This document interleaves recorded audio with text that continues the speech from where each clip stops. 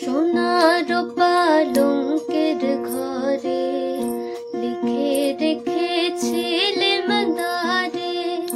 যাও পাখি বলো তারে, সে যেন